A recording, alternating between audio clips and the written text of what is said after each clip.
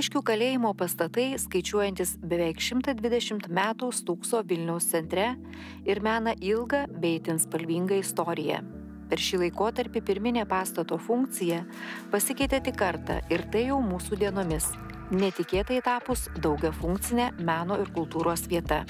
Tačiau praeitis veikia ir dabartį, kuri verčia pažinti ir dar kartą permastyti čia vykusius įvykius. Žinojimą, to žinojimo apie tos baisingus dalykus, jo išmesti negali ir man visada atrodo, kad va ta tvora, taigi čia ta tvora, kur rado ten tuos nacius šaudyti žmonės, ne? Ar ten koks atsimokė Jakovą Vygockį, kuris irgi greičiausiai čia buvo nužudytas žydų bendruomenės vienas pirmininkų, žymus tarpukario medikas, Semacho Šabado bendradarbis, tai vat irgi galvoju, okei, ir paskui fan. Aišku, psichologiškai taip yra, kad žmogus turi praeitį, negali visą laiką nešuotis, kad neišsekintų savo nervų sistemos, neišprotėtų, bet kita vertus vėl, toks, man tokia kaip biškėlėjus vanduo kartais atrodo, kad viskas gerai, hebra, okei, žmonės reikia, ne, aš tai, kaip sakau, jeigu kaip aš savo pasakojimą konstruoju apie tą kalėjimą, tai aš konstruoju visiškai nenaudingai tai pramogų industrijai. Čia yra, konstruoju taip, kad jūs pagalvokit, kur jūs esate. Aš jums tikrai linksma. Lukiškių kalėjimo priešistorija prasidėjo dar prieš pastatant dabartinį kalėjimo pastatą. Toje vietoje veikusi įkalinimo įstaiga buvusi nedidelė. Mat iki pat baudžiavos panaikinimo Rusijos imperijoje nusikaltusieji baudžiauninkai galėjo būti kalinami ne valstybiniuose kalėjimuose, o jų šeimininkų įrengtose atitinkamose patalpose. Su istoriniais pokyčiais keitėsi ir valdžios poreikiai. Naujo didesnio kalėjimo statyba tampa viena stambiausių 20-ojo amžiaus pradžios Vilniuje valstybės lėšomis pastatytų objektų. Lukiškių kalėjimo pastatas, kurį šiandien mato, tiksliau pastatai, jie yra pastatomi 20-ojo amžiaus pradžioj. Carinės Rusijos iniciatyva perstatyti ir pastatyti modernų kalėjimą Vilniuje, nes mes turim kalėjimą jau Vilniuje carinėje Rusijoje, stovinti Lukiškių priemiestyje, bet jis toks mažas, netitinka sanitarinių sąlygų ir šiaip keičiasi visa Rusijos imperija antroji 19 amžiaus pusė, 20 amžiaus pradžioj. Panaikinama baudžiava yra, urbanizacija šiek tiek vystosi, Vilniuje nutiesiamas Švento Jurgio prospektas, dabar Gedimino prospektas vadinamas, industrializacija ta pati ir Rusija taip kaip modernėja pati Rusijos imperija ir nepaslaptis, kad modernėja ir bausmių vykdymo sistema pati. Bausmių vykdymo kodeksas keičiamas yra ir pereinama iš tokių fizinių bausmių carinėje Rusijoje į laisvės atėmimo bausmes 19 amžiaus jau pabaigoje. Iš tikrųjų, kai pastato Lukiškių kalėjimą, jau oficialiai yra panaikinamos fizinės bausmės. Pavyzdžiui, plakimas rykštėmis, kuris buvo ganėtinai 19 amžiui paplitęs cariniai Rusijoje. Tai keičiasi idėjos, pastatai nebetitinka tuometinių idėjų, reikia kažką daryti, keisti. Ir jau 19 amžiaus antroji pusėje planai visokiausi planuojami, rengiami, kaip čia perstatyti tą kalėjimą, kaip jį pakeisti, padaryti modernesnį, kad žmonės ten galima būtų laikyti, kad jie atliktų bausmes. Šiaip yra žinoma, kad atsiranda tokios bausmės kaip trumpalaikė 1,5 metų laisvės atėmimo bausmė ir ilgalaikė 6 metų laisvės atėmimo bausmė. Tai automatiškai reikia kur tuos žmonės laikyti. Dabar visam pasaulyje, aš kalbu ne tik apie carinę Rusiją, 19 amžiuje statomi tokie panoptikumo tipo kalėjimai vadinami, kur bandoma per pastatą pakeisti žmonės, kurie ten yra laikomi. Naujasis kalėjimas buvo pradėtas statyti 1901 metais. Pastato planas rėmėsi anglų filosofo Jeremio Benthamo idėja, kurios esmė suprojektuoti visuomeninius pastatus taip, jog visus jame esančius žmonės galėtų stebėti vienas prižiūrėtojas, o patys prižiūrimieji nežinotų, kada yra stebimi. Tokiu būdu būtų galima kontroliuoti pastate esančių asmenų elgesį, priversti juos veikti taip, kaip iš jų tikimasi. idėja yra ne tik žmonės uždaryti ir atimti iš jų laisvę, bet idėja yra ir pabandyti juos pakeisti per pastatą, naudojant savęs disciplinavimo tokią kaip idėją. Tai tas panoptikumas yra ir tobula kalėjimo idėja, ir tuo pačiu žmonių stebėjimo idėja. Kai kalėjimą pastato, vėliau vaikščiusim, pamatysit, kiekvienoj kameroje yra langelis. Kai kalėjimą pastatė, tų langelių nebuvo, buvo tokios akutės durise, per kurį pareigūnas gali bet kuriuo momentu pasižiūrėti, ką kalinys veikia. O kalinys, sėdėdamas kameroje, jisai niekada nežino, kada pareigūnas pažiūrės pro tą akutę ar pro tą langelį, tai jisai įsivaizduoja, kad gali ir dabar žiūrėti, ar už minutės, ir dėl to jisai elgiasi taip, kaip realiai kalėjimo valdžia nori, kad jisai elgtųsi. Tokia savęs disciplinavimo idėja ir elgimasis taip, kaip mes norim, kad matytų, kad mes elgiamės, kad mus išleistų į laisvę, trumpai pasakant. Tai šitas kalėjimas būtent tuo pagrindu ir yra statomas, remiamasi Peterburge jau pastatyto kalėjimo, vadinamo Krestai kalėjimo planu. Architektas Trombickis, jisai paruošė eskizus kalėjimo, jau brėžinius visus daro inžinierius pulkininkas Kelčevskis. Jisai rūpinasi ir visa kalėjimo statyba.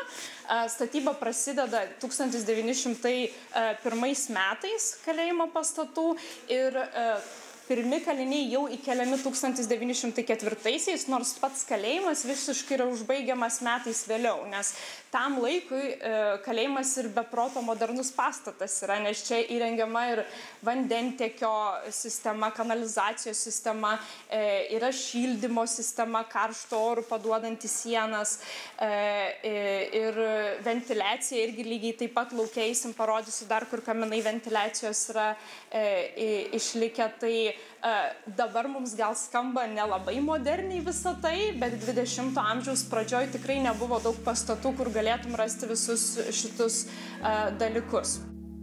Po kelių metų šalia administracinio pastato su butais, kalėjimo viršininkų ir padėjėjams bei prižiūrėtojams, virtuvės pastato, kepyklos, pirties, ūkinių pastatų iškilo ir bizantinio stiliaus Šventojo Mikalojaus Stebukladario cerkvė su 5 kupolais.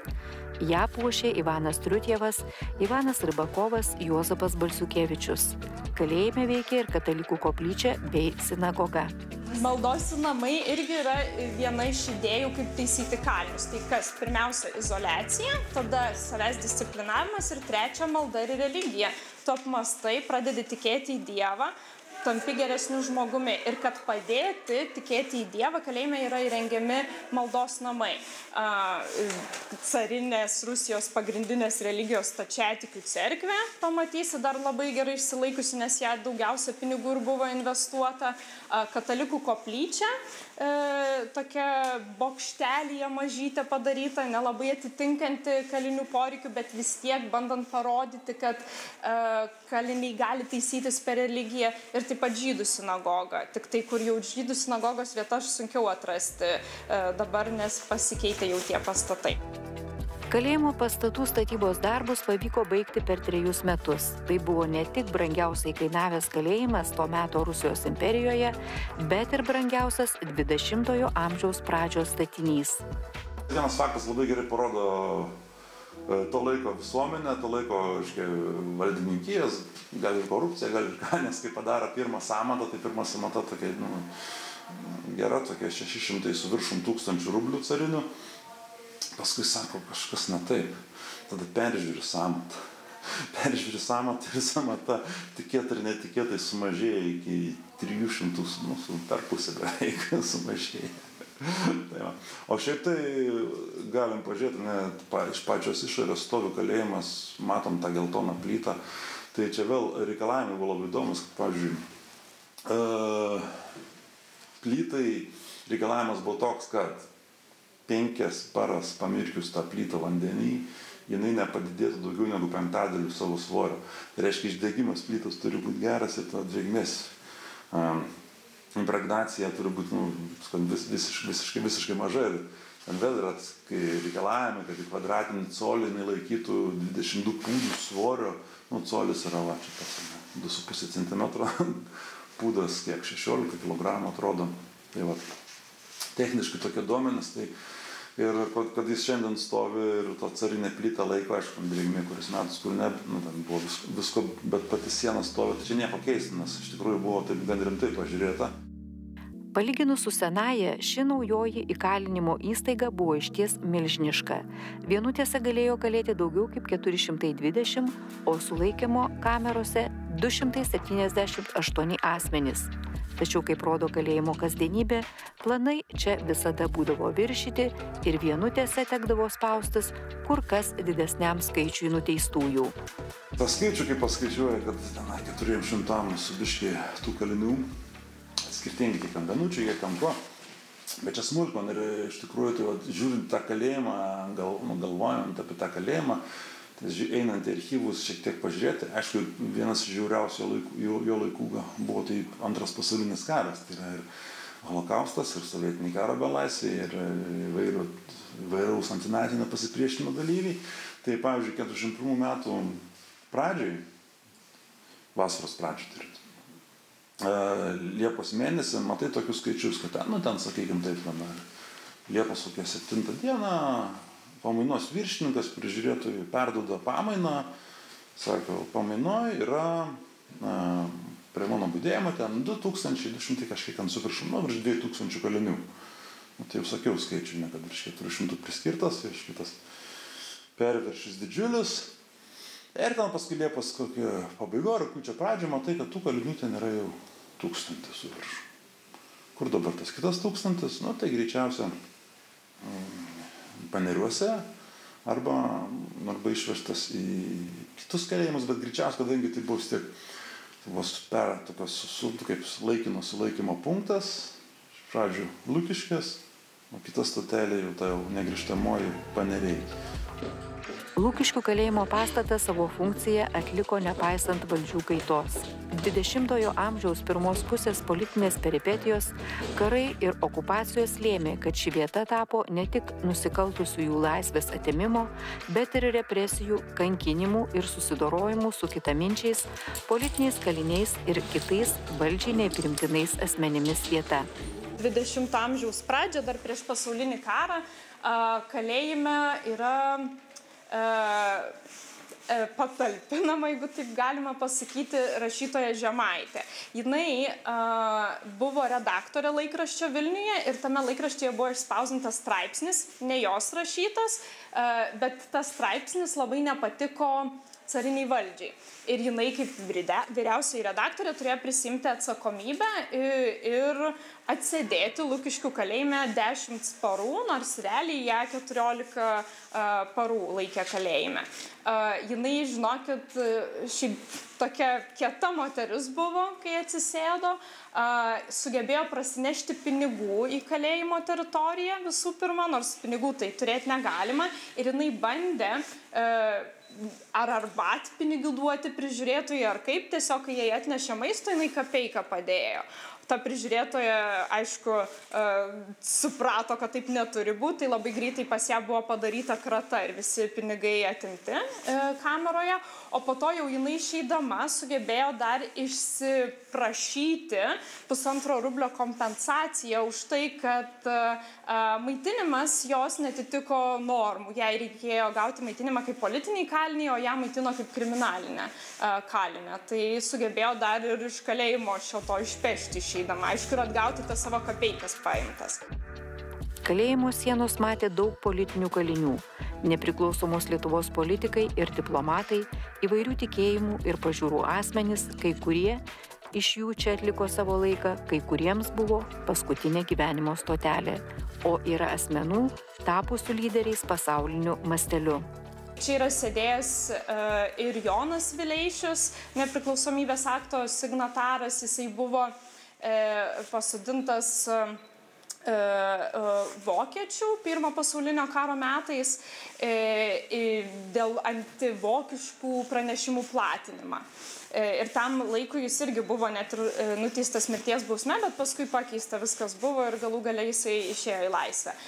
Biržiška, irgi Mykolas Biržiška iš signatarų buvo pasodintas čia tiek Lenkų, tiek Sovietų, realiai 2 kartus bausmę atliko, netitiko keliems režimams. Ir galima būtų rasti tiek Lietuvai, tiek Baltarusijai, tiek Lenkijai svarbių asmenybių ir netgi Izraeliui. Čia yra sėdėjęs Izraelio buvęs premjeras Menachemas Beginas, kurį pasodino sovietai į kalėjimą už tai, kad jis norėjo Izraelio valstybę įkurti ir dalyvavo organizacijose. Ir jisai vis tiek sugebėjo paskui išvažiuoti ir prisidėti prie tos valstybės įkūrimo. Tarpukario Lukiškių kalėjimo kasdienybė ir šio mikropasaulio dramos puikiai atsispindi ir archyvuose, kuriuos šiandien varto miesto ir kalėjime dirbantis gidai bei kuria įvairiaspalvius pasakojimus ekskursijų lankytojams. Kalėjimas veikia 115 metų ir jisai visą laiką buvo kalėjimas, nekeitė savo paskirties. Per tiek laiko kalėjime įvyko ir galėjo vykti daug visokiausių dalykų ir tų pabėgimų čia tikrai yra buvę. Nebūtinai mes apie juos visus žinom, nebūtinai dar radom informaciją apie tuos pabėgimus. Bet jeigu taip susiaurinant ir kalbant apie paskutinius 30 metų, tai sėkmingų, kuriuos mes žinom, kurie yra prašyti, buvo realiai vienas 99 metais įvykęs, kai tiesiog gali žmonės ateiti pasivaikščiojimą ir sužinot, kas ten įvyko iš tikrųjų. Lukiškių kalėjimas yra įdomus kaip paveldo objektas, iki mūsų dienų išsaugojęs nemažai autentiškų detalių. Gelsvų mūro 2-4 aukštų korpusai apjuosti aukštą mūrinę tvorą. Tokie plytų stiliaus architektūros, geometrinės kompozicijos kalėjimai 20-ojo amžiaus pradžioje buvo statomi ir kitose šalyse. Nemažai to laikmečio elementų išlikę ir interjeruose. Lauke jūs, kai vaikštot ir visus pastatus matot, tai jų išorė yra tokia, kokia buvo nuo pat kalėjimo pastatymo. Vidus keitėsi, nes čia žmonės buvo laikomi iki 2019 metų. Tai kaip žmonės laikomi 1904 ir 2019 labai skiriasi. Tai pačios kameros, jos visos yra atnaujintos, bet jeigu vaikštom korpusuose, kur tos kameros yra, tai pavyzdžiui, laiptai, turėklai, visi yra autentiški. Sienos jau nebe autentiškos, pavyzdžiui, čia, kur stovim, tai plytelės tikrai jos nėra senos, bet yra 2 vietos, kur galima rasti autentiškas plyteles kalėjime. Tai buvusioj cerkvėje ir buvusioj katalikų koplyčioj. Tos vadinamos metlechinės plytelės, labai populiarios 20 amžiaus pradžioj, kurios buvo. Tai būtent tose vietose. Ir aišku, tų vietų interjerai, tiek cerkvės išlikęs, aišku, pasikeitęs, bet išlikęs plius minus forma ir tam tikros detalės. Ir koplyčios irgi detalių yra visai nemažai išlikę. Buvęs Lukiškių tardymo izoliatorius kalėjimas jau nebeatlieka savo pirminės funkcijos. Lukiškių kalėjimas tapo daugiafunkcinė erdvė skirta menui, kultūrai ir verslui. Kai kalėjimą uždarė, iš tikrųjų kalėjimas pirmus 2 metus toks kaip apytuštis, stovėjo su pavieniais projektais ir ko gero labiausiai buvo naudojamas filmavimams tuo laikotarpiu, nes tuščios erdvės galima išnaudoti. Čia buvo ir suomių atvažiavę filmuoti, ir lenkų, tų pačių ir švedų, ir netgi amerikiečiai buvo atvažiavę filmuoti siaubo fantastikos serialo, labai populiarų visam pasauliu. O po tų 2 metų gimė toks projektas Lukiškių kalėjimas 2.0. Idėja, kaip šitą kalėjimą padaryti atvirą visuomeniai, padaryti, kad žmonės čia norėtų ateiti ir nenorėtų išeiti, taip trumpai sakant. 2.0, antra kalėjimo versija. Ir idėja yra sukurti tokį kaip ir kultūros, meno, muzikos generatorių, ką jau mes realiai ir darom. Turim menininkų bendruomenę, kuri nuomojasi studijas buvusiame administracinėme Lukiškių kalėjimo pastate ir dalyje kamerų ir naudoja šitą erdvę kūrybai, inspiracijos, žinot, kančia inspiruoja žmonės visai. Tai tų menininkų mes turim apie 350 šiuo metu. Ir be jų vyksta koncertai tiek lauke, tiek vidinėse erdvėse, renginiai, visokiausi poezijos skaitimai, teatro vaidinimai irgi lygiai taip pat galima čia apsilankyti, pamatyti. Ir tokia idėja, kad žmonės čia norėtų grįžti ir eiti ir dar plus, kad nepamiršti to, kas buvo, mes turim pasivaikščiojimus tiek dieną, tiek naktį, kad suprasti apie visą tai, kas buvo. O kai mes suprantam viską, kas buvo, galime toliau leisti laiką kitose erdvėse ir įveiklinti šitą vietą kažkaip tai. Man pačiai yra beproto įdomu sužinoti dalykų visų, kurie buvo už šitų sienų, už durų, už grotų, bet man ta informacija padeda šitą vietą labiau pajausti ir suprasti ir tuo pačiu vertinti, gal taip pasakykim. Ir aš čia nesijaučiu blogai dėl viso to, kas čia vyko, bet man yra įdomu pasakoti žmonėms apie tai, kas buvo, kad mes to nepamirštumėm, kad žinotumėm, suprastumėm ir tada tuo pačiu galėtumėm atsisėsti, išgerti kavos ir padiskutuoti, tarkim, tokio jaukesnėje aplinkoje. Tai man visos ekskursijos yra taip kaip šuoliai. Eini į labai liūdnas temas, tada nueini šiek tiek pagyvėję tam tikroje erdvėje, kur naujų dalykų yra, tada vėl eini į tamsesnės erdvės ir taip šokinėjai. Ir galų galiai išeini susimastęs, bet toks ne per daug prislėgtas. Taip.